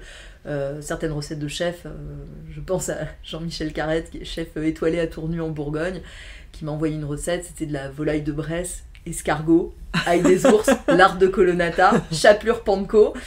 Et là, t'es en plein confinement. Pour trouver ça, voilà. Magique. Et pour moi, ça reste un souvenir génial. La recette était calibrée à la virgule près. Je n'ai rien eu à changer, c'était un bonheur. Une fois que j'avais trouvé les ingrédients, ça a été une petite merveille. Donc c'est ça aussi ce qui est sympa dans ces livres-là. Là j'ai un chef qui était restaurateur sur Paris, qui vient de partir en Normandie, qui va ouvrir son restaurant auberge dès qu'il aura le droit d'ouvrir et qu'il sera assuré d'avoir quand même des gens qui puissent venir. Là il est en train de travailler sur une boulette agneau de présalé, huîtres, herbes. Ah ouais. Voilà, moi je trouve ça génial en fait, aussi de les challenger un peu, de les faire sortir de leur zone de confort aussi, ces chefs-là. Avec un exercice imposé, mais où ils peuvent quand même s'exprimer, et voilà, alors, c'est très personnel. C'est ça, l'idée c'est que ça soit très personnel. Et puis j'ai plein de recettes J'ai Juliana Aline, qui est journaliste gastronomique sur Rennes, par exemple, qui est brésilienne, qui m'a mis la recette de sa grand-mère. C'est ça, j'allais vous dire, voilà, c'est typiquement le genre de recette qu'on a souvent dans sa famille. Exactement. Alba Pezzone, je lui ai dit, Alba, la polpette traditionnelle, boulette de viande à la sauce tomate, j'en ai déjà. Je suis persuadée qu'il y a une boulette italienne radicalement différente, et là elle m'a dit mais attends, ma grand-mère à Pâques elle faisait une boulette à base de pain et puis c'est légèrement sucré salé parce qu'il y a de l'orange confite dedans, et là elle te livre une recette et t'es là, tu fais waouh, c'est juste dingue. Et c'est vrai que c'est ça aussi ce que je trouve très sympa, mais de toute façon dans la cuisine c'est le partage, c'est l'amour, c'est l'échange. D'ailleurs certains livres en fait ça manque d'amour, ça manque de sincérité, ça manque de partage. On le voit quand c'est de la recette écrite à la ligne et où il faut faire 40 recettes pour faire 40 recettes. Ça manque un peu d'âme. Donc c'est ça aussi, je trouve, notre rôle, à la fois en tant que libraire, mais aussi le rôle des éditeurs. Je pense réellement qu'on pourrait publier beaucoup moins, mais beaucoup mieux dans le domaine de la cuisine. Question bonus, est-ce que vous avez un livre chouchou parmi vos 20 000 références ? Ça, c'est la question piège. J'ai des chouchous qui changent. Et j'ai des chouchous un peu intemporels. En pâtisserie, j'en ai 2. Pierre Hermé et Julie Andrieux, Confidence sucrée. Ah, je l'ai, ouais. Que je trouve fabuleux parce qu'en fait, ils dialoguent autour des recettes. Ouais. C'est-à-dire que soit Pierre, soit Julie on fait une recette, la font goûter à l'autre et ils discutent. Et ce qui est hyper intéressant, c'est que c'est là que tu apprends que Pierre Hermé, ses cakes, il les fait pas au batteur, il les fait au mixeur. Parce que comme ça, la pâte, on n'incorpore pas d'air et du coup, on obtient la texture. Et là, tu te dis, oh, mais bien génial, sûr. Ouais. Ce que t'as jamais lu dans aucun autre livre. Donc là, tu te dis, waouh, c'est fabuleux. Donc ça, c'est le premier. Le deuxième, c'est Sensation de Philippe Conticini, qui est très complexe à utiliser, mais pour moi, c'est un livre fabuleux parce qu'il y a toutes les bases, parce qu'ensuite on combine comme on veut, parce que même si tu fais pas la recette de A à Z, t'as certains aspects. Voilà, ça c'est pour la pâtisserie. En cuisine, j'ai du Ottolenghi, j'avoue, mais plus simple que les autres, parce qu'en fait, Jérusalem et le cookbook, finalement, je les utilise jamais au quotidien, parce qu'ils sont trop complexes, alors que simple, ça dépend comment est-ce qu'on le prononce, lui, il fait partie de ma base. J'adore les livres de Sylvia Gabet. Les livres de Sylvia Gabet aux éditions La Martinière, qui s'appelle On mange quoi ce soir. Elle a fait toute une série, ça c'est juste fabuleux. J'adore les livres de Keda Black. Ensuite c'est plus des auteurs où effectivement je les suis, je reprends les recettes, mais ça dépend aussi de l'humeur, ça dépend du temps dont on dispose, ça dépend de plein de choses. Et les livres de chef, je les aime, mais pas de la même manière. On sait bien que c'est pas pour faire au quotidien. Non. En revanche, il y a certains livres, je me plonge dedans avec délice. Déborah, on va passer à la deuxième partie de l'interview, qui est consacrée aux femmes et à leur place dans le milieu de la gastronomie. Pour ce qui vous concerne, donc vous connaissez bien le milieu de l'édition notamment, qui est réputé très féminisé. Déjà, est-ce que c'est un constat que vous partagez ? Et est-ce que vous, dans votre environnement professionnel, il y a beaucoup de femmes ? Oui, le milieu de l'édition est effectivement très majoritairement féminin. On a quelques éditeurs un peu phares quand même, hommes. Je pense notamment à Laurent Séminel qui a monté les éditions Menu Fretin, spécialisées en cuisine. On a Emmanuel Levallois qui a été responsable des éditions Marabout pendant des années, qui maintenant est passé aux chaînes. Voilà, on a quelques figures un peu masculines, mais sinon, très majoritairement, ce sont des femmes. Les éditrices. Les éditrices, clairement des femmes. Ensuite, sur les autrices, là, on a un peu les deux, mais on a quand même majoritairement aussi des femmes. Leur nom n'apparaît pas forcément en couverture, mais je parlais tout à l'heure de Sylvia Gabet, tout de suite votre réaction c'était « je connais pas ». Alors Keda Black on connaît, Elisabeth Scotto on connaît, Estherelle Payani on connaît, on a certains noms qui commencent, mais très majoritairement les livres sont effectivement écrits par des femmes, voire les livres de chefs sont écrits par des femmes. Les chefs savent faire des fiches techniques, mais ils ont besoin quand même de quelqu'un pour transcrire. C'est un métier en fait d'écrire. Voilà. C'est pas... Sur les livres de chefs, je pense notamment à Sophie Brissot qui fait un travail assez exceptionnel, à Chihiro Masui. Voilà. Donc c'est vrai que c'est le paradoxe, c'est que le milieu de l'édition, on est vraiment sur des femmes. Les photographes, c'est mixte, les stylistes, plutôt majoritairement femmes. Le photographe, on a pas mal de photographes hommes aussi. En revanche, quand on regarde les chefs, oui, là, clairement, c'est un milieu masculin. Ouais. C'était ma question suivante, c'était est-ce que vous avez l'impression que là aussi ça se féminise un peu?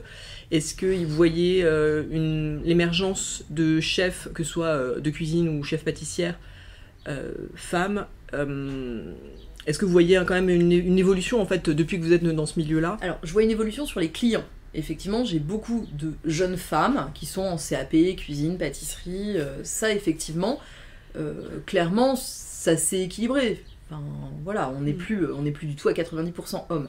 Maintenant, quand on parle des chefs, ça reste quand même très masculin. Et quand on parle des chefs qui font des livres de cuisine ou de pâtisserie, c'est encore pire. Ouais. Ah mais ouais. On arrive, je pense, au même entonnoir que pour les chefs étoilés. C'est-à-dire que si vous regardez bien chefs femmes qui font des livres en cuisine, vous avez Hélène Darroze, Stéphanie Lequelec, Anne-Sophie Pic, il y a eu Amandine Chéniaud, et c'est à peu près tout. Et là, on parle de 10 années. Hein. Ouais. Voilà. Si vous prenez la pâtisserie, vous avez Claire Hetzler, et vous avez Jessica Préal-Pato. Et c'est tout. Voilà. Donc... Est-ce que vous pensez que c'est parce que... alors, je parle pas de pourquoi il n'y a pas de femmes chefs étoilées, reconnues, voilà, mais est-ce que les livres des femmes se vendent moins? Enfin, est-ce qu'il y a une explication, une raison? Parce qu'il y a moins de relais médiatiques? Enfin, je sais pas. Pour moi, c'est la même chose, effectivement, que sur l'aspect étoilé et l'aspect médiatisation. Les femmes sont souvent, quand elles sont à la tête d'un établissement, elles sont souvent à la tête d'un établissement plus petit, parce que, et c'est prouvé, c'est acté, quand une femme va voir un banquier, quand une femme va voir un financier, elle obtient des enveloppes moins importantes. Donc le projet est moins ambitieux. Le projet est moins ambitieux, par définition un projet moins ambitieux, et en plus quand tu as moins de moyens financiers pour, tu vas pas te payer une attachée de presse, tu vas pas... Donc tu as moins de médiatisation, donc tu émerges moins au milieu de tous les restos équivalents, donc les éditeurs t'identifient pas. Il y a ça aussi, c'est-à-dire que... et c'est exactement la même chose que sur les femmes étoilées ou les femmes qu'on voit dans les médias quand on veut faire parler un restaurateur ou une restauratrice. Et c'est pour ça que le travail de Vérane et d'Estérel a été fabuleux d'identifier, de faire un guide sur les femmes chefs, et elles en ont identifié plus de 500. C'était d'expliquer aussi aux journalistes qu'ils ont leur part de responsabilité là-dedans et qu'ils peuvent aussi aller chercher d'autres figures médiatiques que toutes celles qu'on connaît. Quand ils ont besoin d'une experte ou de... Voilà. Voilà, il y en a plein. C'est juste que, généralement, elles sont, c'est le cas de le dire, au fourneau. Elles ont autre chose à faire que de la médiatisation sur les réseaux sociaux. Donc, ce qu'il faut aussi avoir en tête, c'est que beaucoup de chefs hommes, qui c'est qui s'occupe de leur com? C'est leurs femmes. Donc on a ça aussi. Ce qui n'est pas forcément le cas des chefs femmes. Ah bah les chefs femmes, bizarrement, je suis pas sûre qu'il y en ait beaucoup dont le conjoint ou le compagnon soit dédié à leur activité. Soit dédié à leur activité et soit derrière l'appareil photo ou le téléphone à faire des publis, des trucs et des machins. Enfin, c'est quand même clairement pas dans les mœurs, donc oui, on va avoir... on a quand même cette différence, et qui se ressent du coup dans le secteur de l'édition. Bien sûr. Dans le secteur de l'édition, faire un livre, faut quand même parler un peu du modèle économique du livre pour comprendre ce qui se passe. Faire un livre, il y a deux solutions.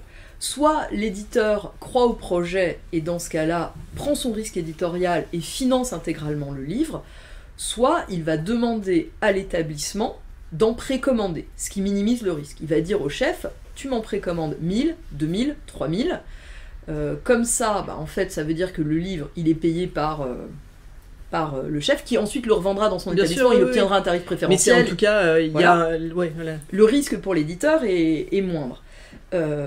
Donc là, on se retrouve avec des éditeurs qui ne font pas forcément l'effort d'aller sourcer des femmes chefs, et c'est surtout s'ils arrivent en lui disant, par contre, tu m'en précommandes 2000,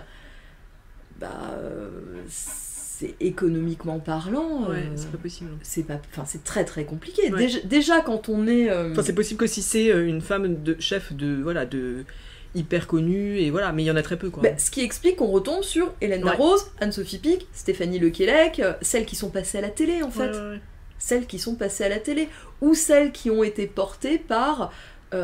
qui avaient la chance d'avoir un établissement derrière, qui pouvait appuyer, des choses comme ça, sûr. mais qui étaient donc plutôt chef salarié Oui. que chef propriétaire.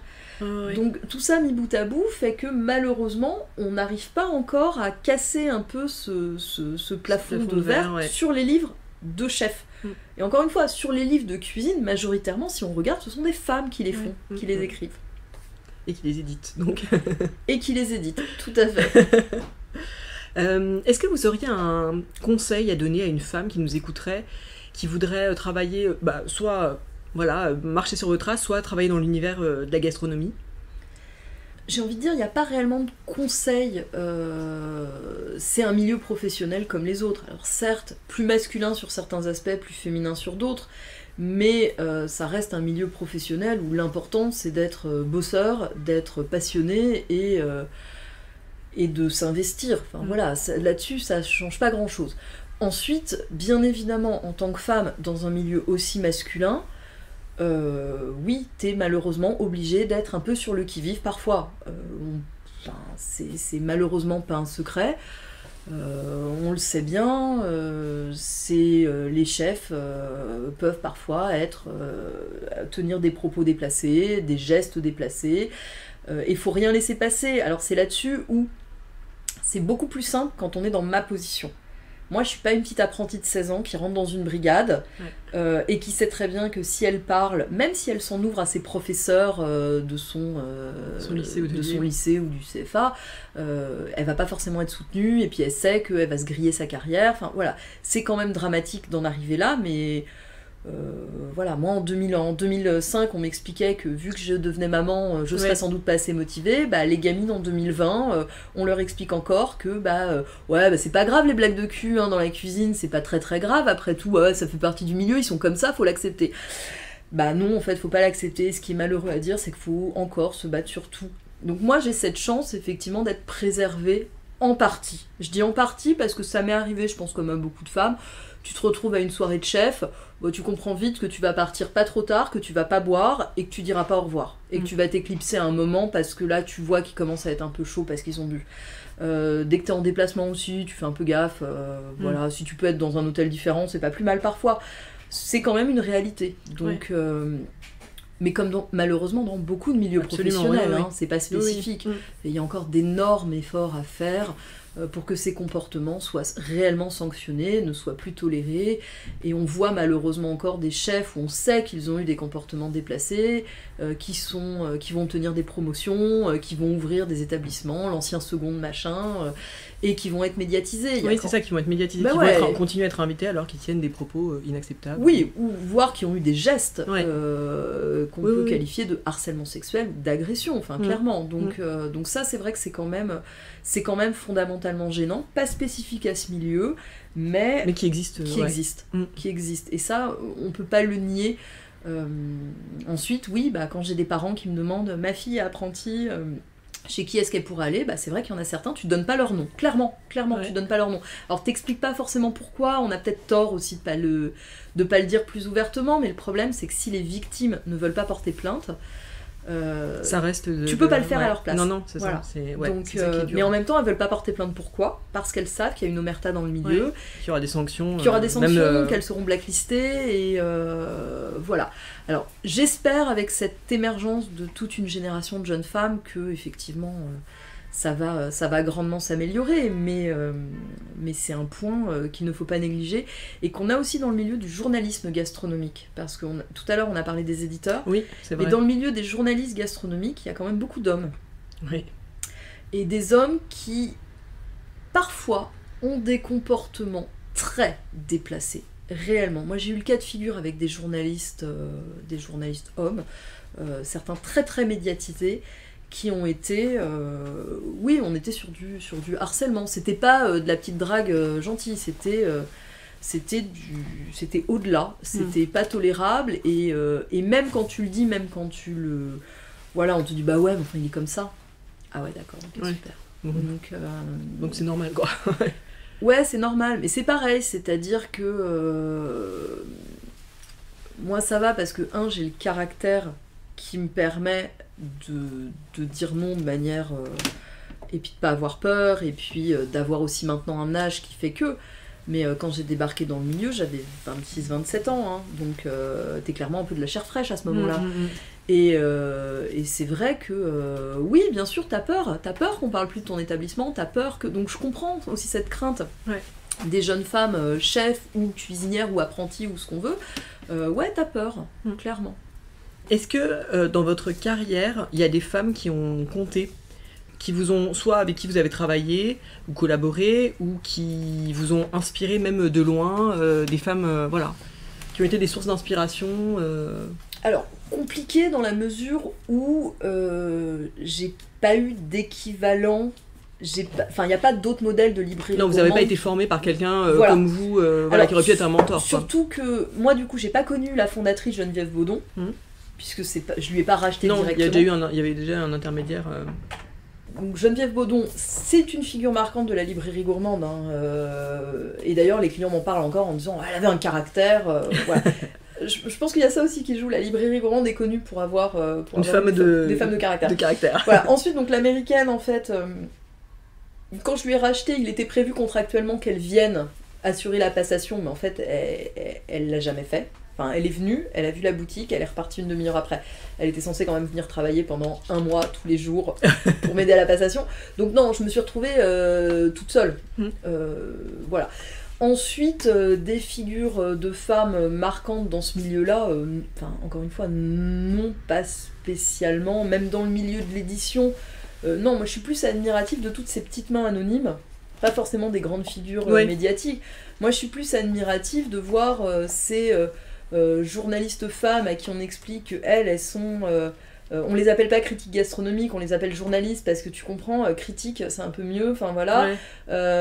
Toutes ces auteurs, autrices donc, qui n'ont pas le droit d'avoir leur nom sur la couverture parce que c'est le livre du chef, on sait que c'est elles qui ont fait tout le boulot. C'est plus ça en fait, ce que je trouve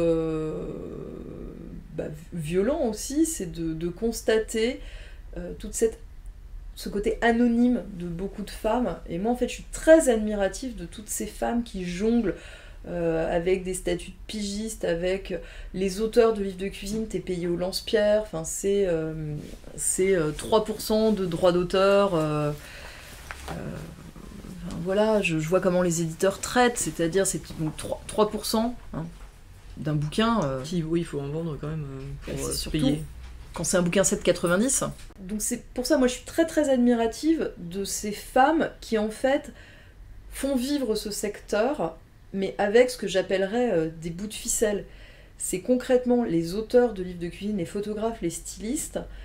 Y a ça aussi qui me fait relativiser quand je trouve parfois que certains livres sont mauvais ou pas aussi bien qu'ils devraient l'être.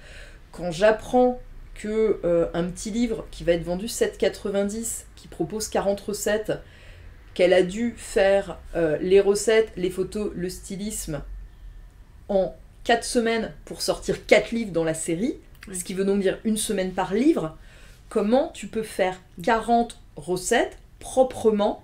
Oui, on peut pas faire du travail de qualité si on n'a pas les moyens de le faire, quoi. Et en sachant qu'en plus, tu vas être payé 3, 4, 5% du bouquin, donc à part si t'en vends 20 000, clairement... ça ne sera pas rentable. Donc il est là aussi le souci, c'est-à-dire que c'est un milieu qui est très féminin, mais qui est hyper précaire. Mais je pense qu'il y a un lien, en fait. Bien sûr. Les femmes sont souvent moins payées et leur travail a moins de valeur sur le marché. Voilà, et effectivement, des éditeurs n'hésitent pas à abuser parfois gravement.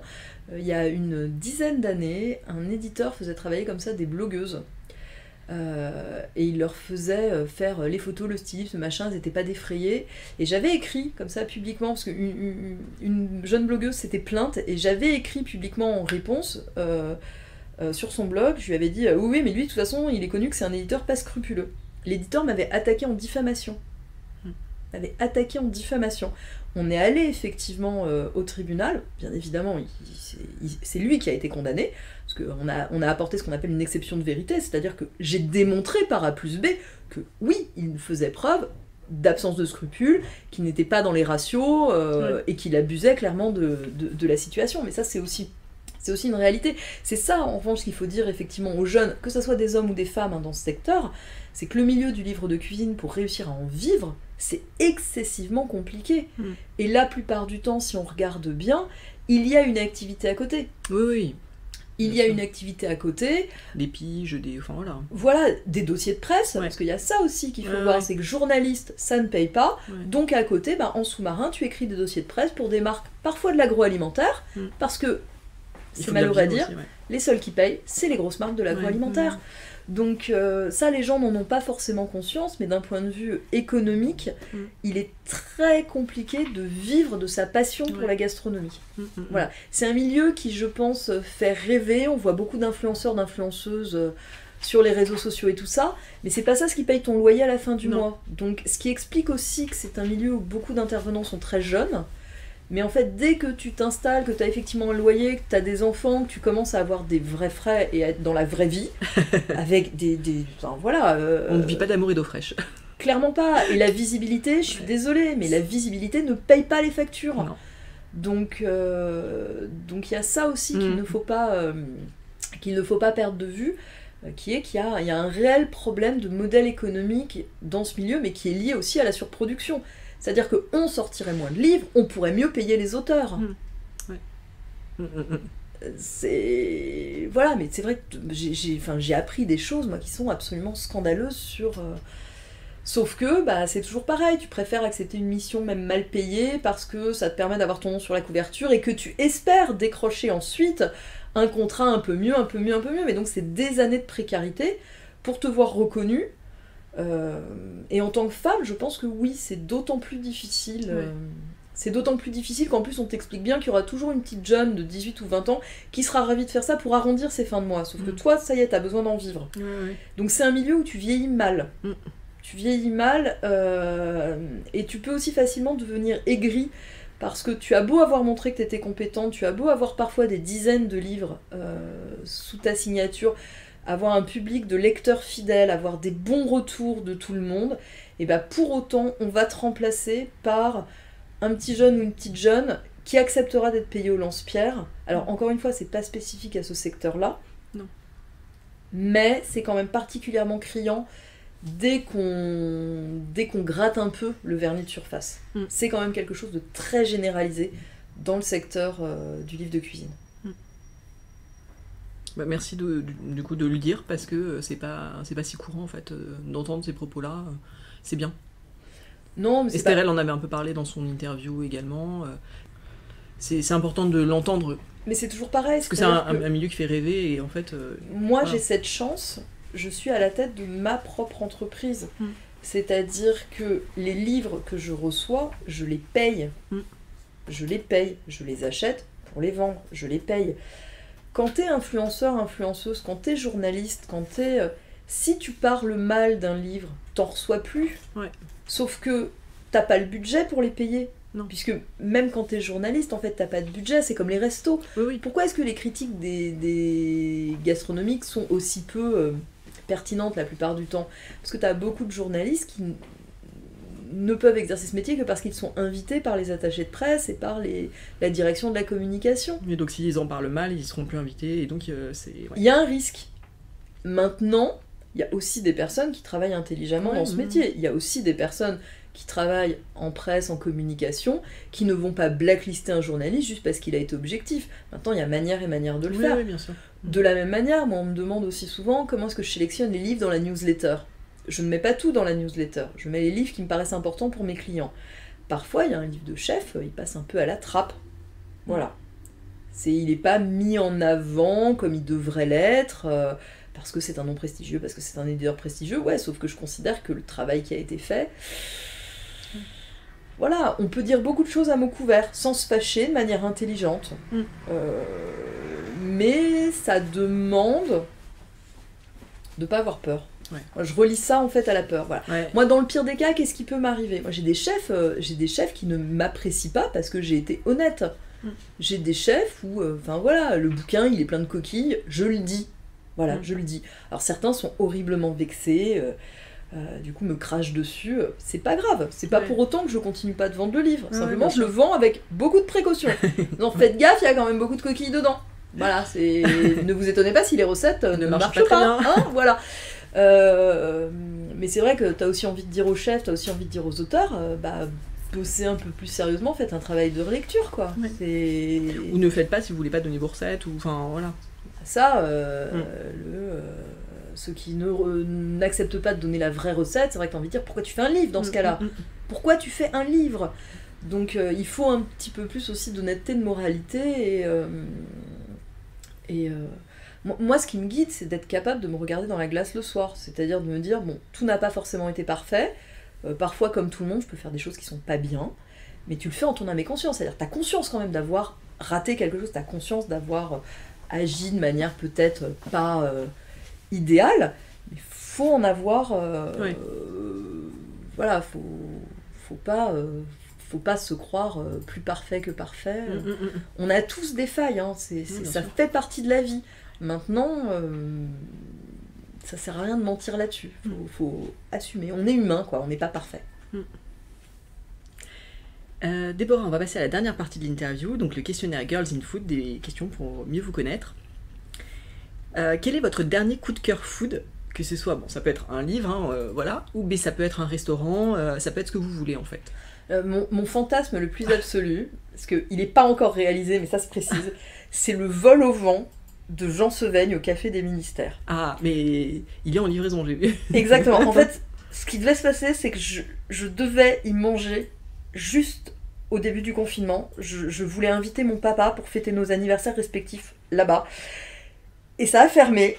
Et donc, ça fait 2 mois que je suis en boucle là-dessus à me dire je veux ce vol au vent. Et effectivement, il est en livraison, mais c'est quand même pas pareil. Non. Donc voilà, mais ça, ouais, c'est mon dernier coup de cœur, donc je n'ai pas encore goûté, mais c'est... Vous l'anticipez. Complètement. Est-ce qu'il y a un plat que vous avez goûté que vous n'avez jamais oublié? Oui, Jean-François Piège au Crillon. Je n'ai rien oublié de ce repas qui s'était tenu en septembre 2007. Je venais de reprendre la librairie gourmande. Je me souviens de l'intégralité du repas, et notamment, c'était sa paella en fait déstructurée avec le bouillon qui a été servi en vessie. L'entrée, c'était le plateau télé. Le dessert, c'était Jérôme Chaussès, le pâtissier, et j'avais pris un dessert pomme coin. Voilà, je me souviens de l'intégralité, je me souviens du plateau de fromage qui était cette table roulante absolument délirante avec les cloches baccarat rouges et dorées. Je me souviens des tisanes où c'était de la plante fraîche en pot. Ils mettaient des gants blancs, ils sortaient des ciseaux en argent, ils te coupaient les plantes pour te les faire infuser. Enfin, je me souviens de ce repas de A à Z. C'était, ouais, moi ça a été le coup de cœur absolu, ce repas chez Jean-François Piège. Est-ce qu'il y a un aliment que vous détestez? Le café, vraiment j'aime pas, mais je commence à pouvoir... Alors je ne bois pas de café, je ne peux pas manger un opéra, une religieuse, hein, on est clair, voilà. Je commence à pouvoir apprécier du café dans un praliné. Un praliné sec au café, voilà. Ça c'est... Et sinon, réglisse et anis. Mais on tourne un peu autour des mêmes saveurs, j'ai vraiment du mal avec ça. Donc c'est plus une saveur qu'un aliment, qu'un ingrédient à proprement parler. Est-ce qu'il y a un produit, un aliment que vous avez toujours dans votre cuisine, au frigo, dans vos placards? J'en ai plein. J'ai tout, des épices, du concentré de tomate, de la sauce soja, de la poutargue, j'ai plein de trucs maison. En plus, je passe mon temps à faire, donc j'ai des bocaux dans tous les sens. Oui, non, j'en ai trop. Là, c'est pas un coup de cœur. Je serais malheureuse si on me retirait beaucoup trop de choses. Beaucoup trop. Quelle est votre recette fétiche du quotidien? Parce qu'on a compris que vous cuisiniez beaucoup, mais est-ce qu'il y a une recette que vous faites tout le temps? Les boulettes de viande. Non, alors j'ai dû me calmer parce que mon fils qui a 12 ans est végétarien depuis quasiment 2 ans. Donc non, recette du quotidien. Ensuite, si, j'ai des trucs que je dégaine assez facilement. Parce que c'est efficace, parce que voilà, je fais souvent, effectivement, j'ai souvent une base de lentilles, une base de riz, je rajoute des légumes rôtis. C'est peut-être les légumes rôtis, en fait, ce que j'ai le plus. D'accord. Je fais régulièrement des plaques de légumes rôtis. Ça permet de faire aussi de travailler les légumes de saison. Exactement. Ensuite, je mets ça dans des boîtes au frigidaire et ça peut se mettre froid, ça peut se mettre chaud, ça peut s'accompagner, s'agrémenter. C'est versatile. Ouais, c'est un peu mon petit truc qui me sauve la vie, quoi. Et quand vous cuisinez, est-ce que vous écoutez de la musique, la radio? Qu'est-ce que vous travaillez en silence? Vous discutez? Je cuisine sans musique, sans radio, sans rien. Non, c'est plus une activité. En revanche, je vais pouvoir commencer, arrêter. Je suis souvent interrompue. C'est très rare que j'arrive à le faire d'une traite. Mais parce que je vais être interrompue effectivement par les enfants, par le téléphone qui sonne, par un truc qui pop sur les réseaux sociaux. Donc, non, je suis très très peu. J'ai pas de radio d'ailleurs chez moi. D'accord. Donc faut que. Mais en fait, je suis rarement chez moi. Parce qu'à la librairie, forcément, ça m'occupe quand même 6 jours sur 7. Et donc quand je mets la radio, je la mets sur l'ordinateur, ce qui est donc aussi une logistique différente. Oui, parce que je mets pas forcément l'ordi dans la cuisine. Bah oui. C'est pas très pratique, donc c'est aussi pour ça que non. Ok. Quel serait le resto de votre vie? Le resto ultime, le préféré? J'ai eu, pendant quelques années, pareil, donc il y a eu Jean-François Piège au Crayon, mais il y a eu aussi le restaurant Taïwan, à l'époque où c'était Christophe Moret en cuisine, Claire Hetzler en pâtisserie et Antoine Pétrus en salle. J'avoue, ça a été mon resto d'anniversaire pendant 4 ans. Et j'ai gardé... c'était pour moi magique quand ils ouvrent le toit, quand ils se balaient en salle. Enfin, on était plongé dans un univers... le cadre est très art déco, forcément.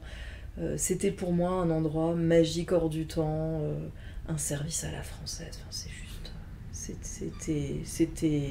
C'était la Dream Team, quand même. Ouais. Et est-ce qu'il y a un resto que vous donneriez cher pour tester, qui vous fait rêver?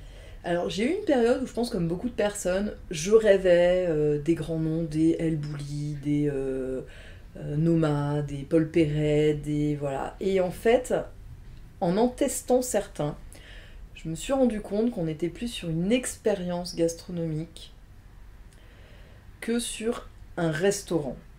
Et c'est pas que j'ai été déçue quand je les ai faits, c'est que je me suis rendu compte que j'étais passée à autre chose, que c'était plus ça, ce qui moi me faisait triper en fait dans le secteur de la gastronomie. Je pense que j'ai aussi fait trop de restos maintenant pour m'éclater sur ce genre de choses. Moi maintenant, ce que j'attends d'un resto, c'est de passer un bon moment avec des gens que j'aime. Et être touché par la cuisine du chef, c'est-à-dire que les performances techniques... Oui, le côté R&D... Oui, et puis alors le côté performance, c'est-à-dire le côté artiste, le côté...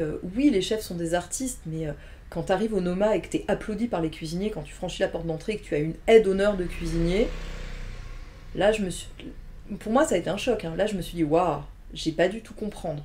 En fait, pour moi, c'est pas ça un restaurant. Pour moi, un restaurant, c'est un cuisinier, une cuisinière qui t'ouvre son établissement, qui t'ouvre son cœur, qui met ses tripes sur la table. Cuisiner, c'est quand même un acte intime. Oui.